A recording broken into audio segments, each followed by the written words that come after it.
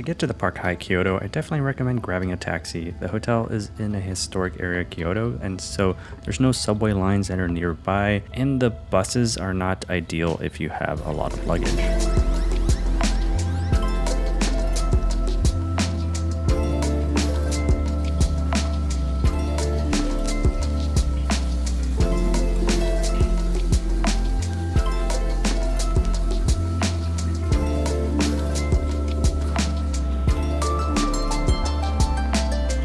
Now when you arrive, you already know it's going to be fancy when they escort you to a lounge area to sit down instead of standing at the check-in desk.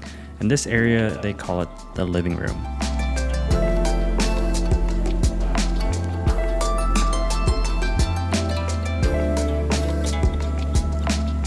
They pour you a glass of champagne before the check-in procedure starts, and they'll come over to the table and check you in and ask for all your passports and all that stuff. And once you're all set, they'll tell you to enjoy your champagne. Then afterwards, they'll escort you up to your room.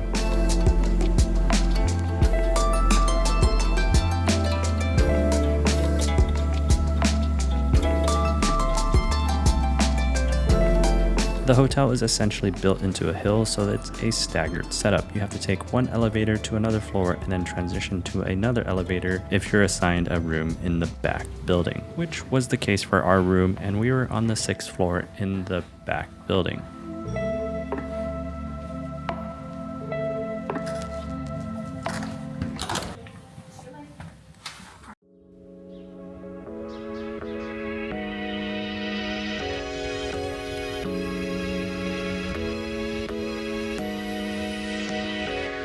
Our room here is a 1 king bed, and this is a garden view room, which is an upgrade from the standard 1 king bed because we have high Globalist status. The room is about 45 square meters, or in other words, it's 480 square feet.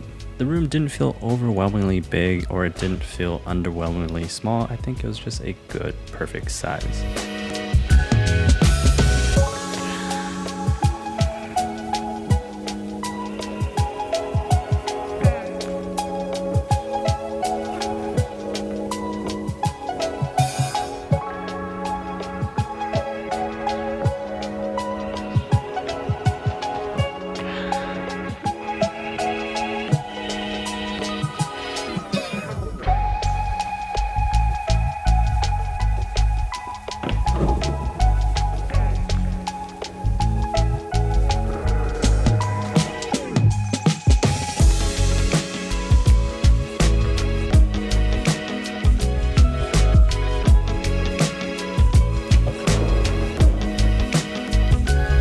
Super fancy.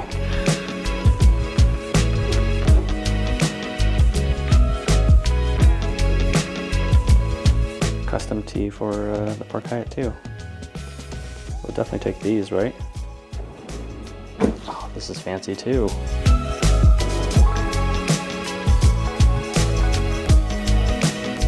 I think overall we really enjoyed this room and the way it was laid out. We don't see any other guest rooms out our window, and I think this view is much better than having a garden terrace room, which I think doesn't have as much natural light as this room.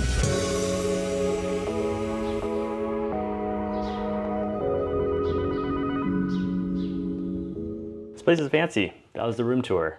It's very fancy. We have a garden room view, which is already upgraded from the standard room, from what he mentioned, right? Yeah, still a nice view.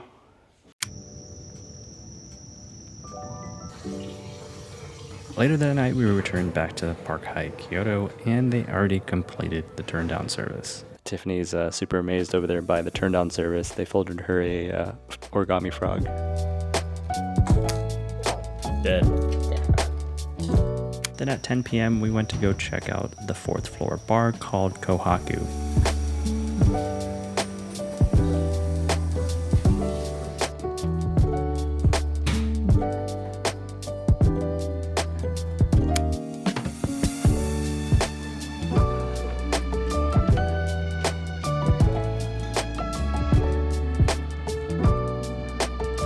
The drinks were about $18 each, and you sit there and you have a beautiful view of the pagoda, but it was really dark, so I recommend going closer to sunset for even better views in my opinion.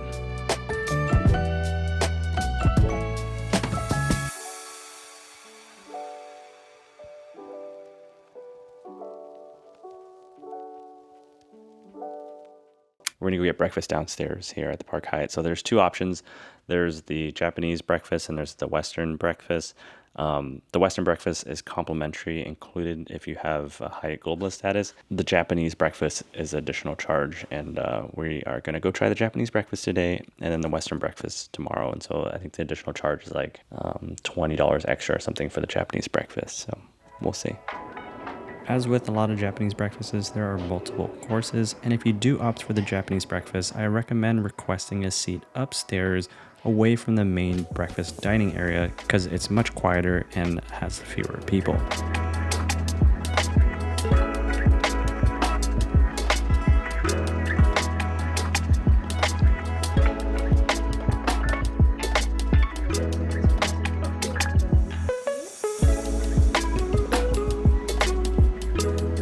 The breakfast is from Koyo Yamato, which is their Michelin-starred restaurant on property. Overall, the food was delicious and a good one-time experience.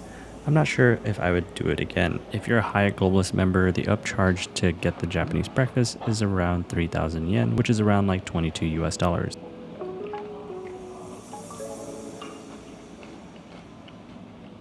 And then the next day, to change things up, we did the Western breakfast.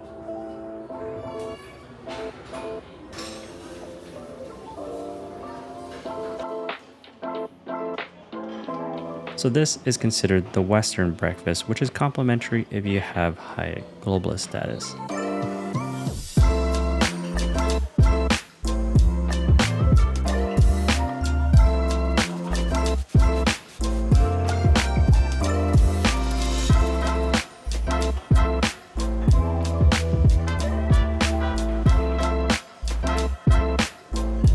So there was a decent selection for hot and cold items at the buffet, but for a Park Hyatt of this caliber, I felt like it was kind of underwhelming. Everything tasted great though, but I was kind of expecting something a little bit more special for a Park Hyatt.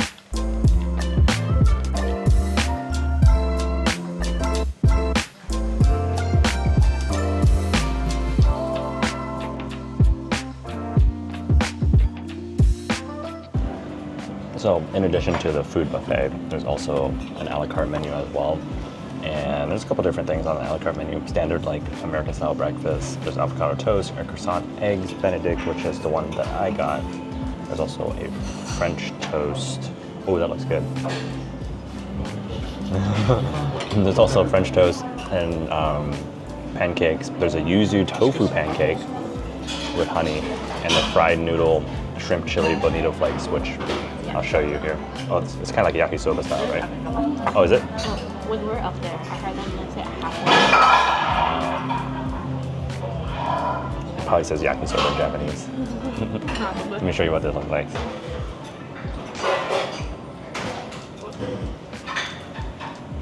Chili noodles, aka yakisoba. And this looks pretty good. It's the croissant eggs Benedict sandwich. Overall, pretty solid breakfast. I didn't care too much about the stuff on the buffet, but everything from the a la carte menu was really good. Now on to exploring the property a little bit. On the third floor, you can find the Wellness Center. So even down in the Wellness Center, the interior design kind of feels like I walked into a traditional Japanese house. The interior design looks completely Japanese and is very serene. My only complaint would be it does feel a little small and a little cramped.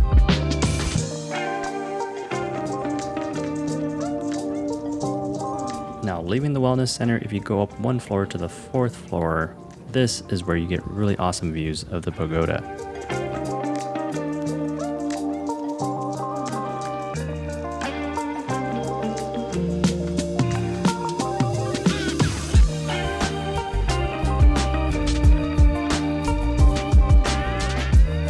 This area is also where Kohaku is located, which is the bar we had drinks at the previous night.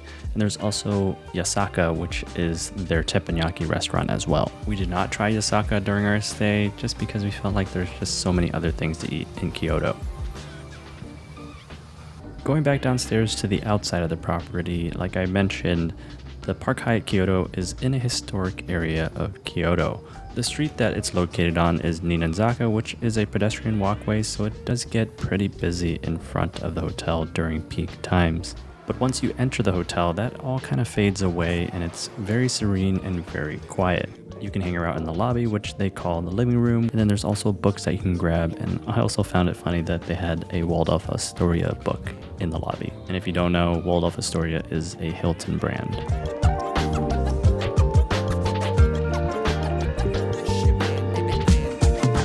Some of the other floors also have these lounge areas with these awesome views, and they have these fancy water bottles just sitting out for you to drink.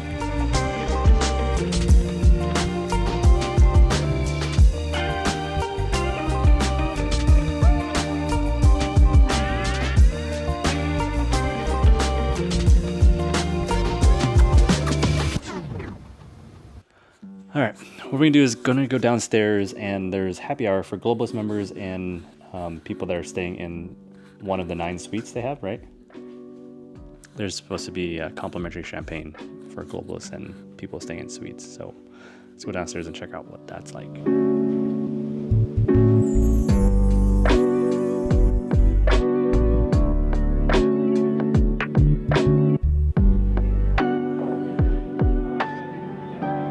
Also during happy hour, there's music playing, which is a really nice touch. The first day, it was a Japanese lady playing traditional Japanese music.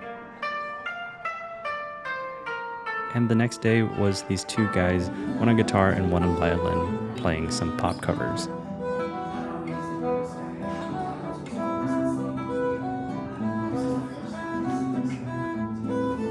Then later that night, we had some pre-dinner snacks at Kyoto Bistro, which is the restaurant on property, and they have a wide range of menu. The restaurant is also ground level with the pedestrian walkway, so it's easily accessible for the general public and hotel guests as well.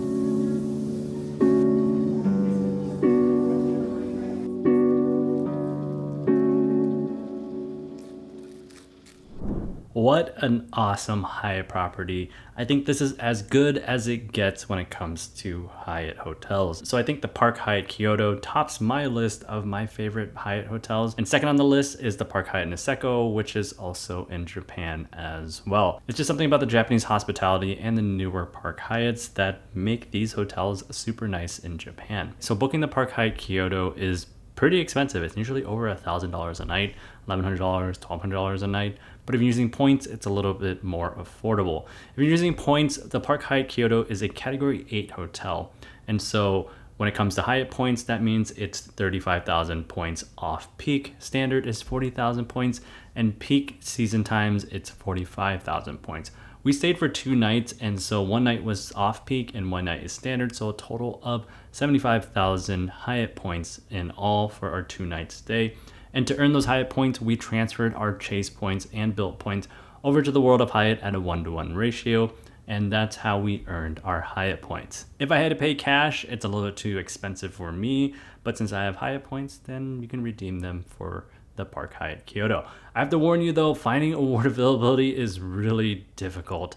The property is in super high demand and they don't have a ton of standard rooms available, and so that's why it's kind of hard to find award availability. You have to keep searching back on the Hyatt hotels, or you can use a third-party tool to alert you when the award availability does become available, but there's not a ton of award availability at any given time. So it's a little tricky to find the award availability to be able to book with points, so you have to put in a little work in order to be able to book with points.